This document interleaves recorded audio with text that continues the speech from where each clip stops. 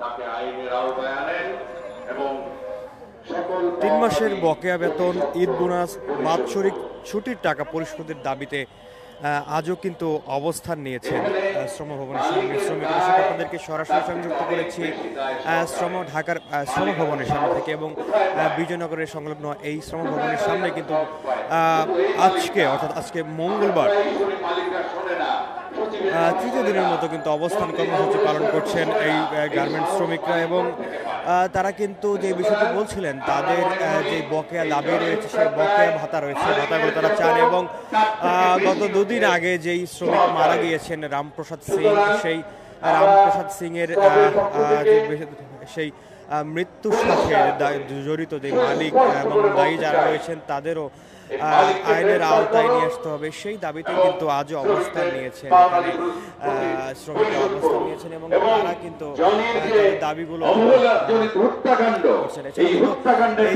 কিন্তু ক্ষতিপূরণ, উপযুক্ত ক্ষতিপূরণ দিতে হবে। উপযুক্ত ক্ষতিপূরণ কি? আইএলও কনভেনশন 121 অনুযায়ী পরিষ্কার উল্লেখ করা আছে, কোন শ্রমিকের যদি তার পেশাগত বাংলাদেশ গার্মেন্টস ও সোয়েটার শ্রমিক ট্রেড ইউনিয়নের কেন্দ্রের নেতৃত্বে আয়োজনে কিন্তু রামপ্রসাদ সিং এর একটি স্মৃতিচারণ করা হচ্ছে, এবং এখানে কিন্তু উপস্থিত রয়েছেন নেতৃবৃন্দরা, এবং তারা কিন্তু তাদের যে দাবিগুলো রয়েছে সেই দাবিগুলো তারা জানাচ্ছিলেন এবং বলছিলেন শ্রমিকদের যেই দাবিতে এখানে অবস্থান নিয়েছেন সেই দাবির সাথে তারা একমত পোষণ করছেন, এবং সেই দাবিতে কিন্তু তারা আজকে এখানে অবস্থান নিয়েছেন।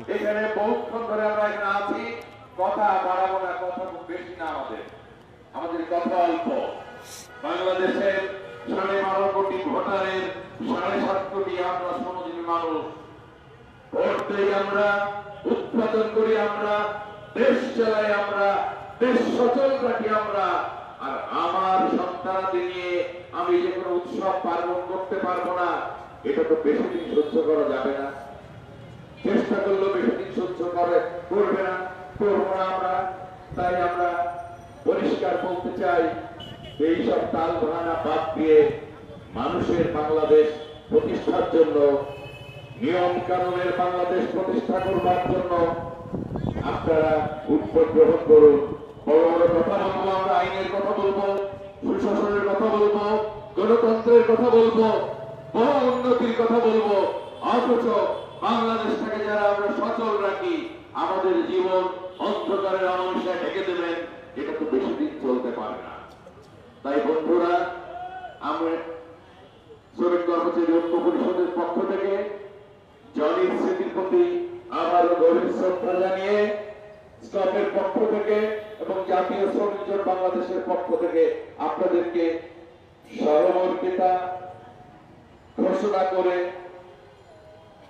আপনাদের সকল ন্যায়সঙ্গত দাবি দেওয়ার প্রতি স্টপ থাকবে, জাতীয় শ্রমিক জোট বাংলাদেশ থাকবে এবং বাংলাদেশের সকল প্রগতিশীল ফেডারেশন গুলো আপনাদের সাথে থাকবে, এই প্রত্যয় ঘোষণা করে জনের প্রতি আবারও শ্রদ্ধা নিবেদন করে আমার কথা এখানে শেষ করছি।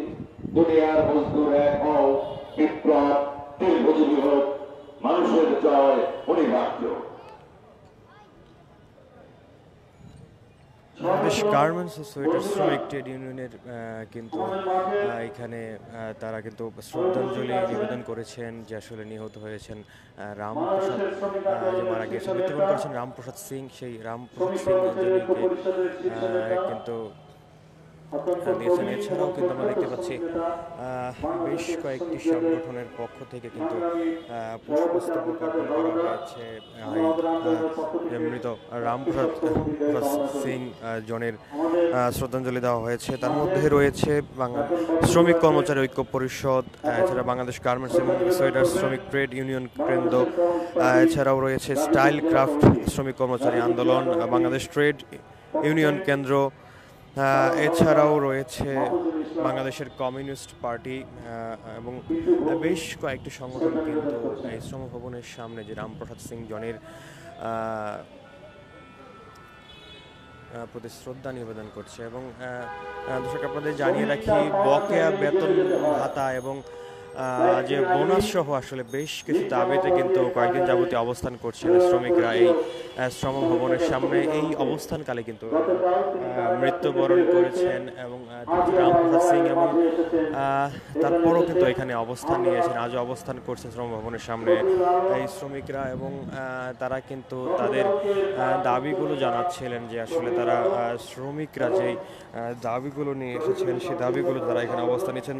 3 মাসের যে বকেয়া বেতন রয়েছে, এছাড়া ঈদ বোনাস এবং বাৎসরিক ছুটির যে টাকাটি সেটিও তারা কিন্তু এই কয়েকটি দাবিতে কিন্তু তারা অবস্থান করছিলেন এই শ্রম ভবনের সামনে।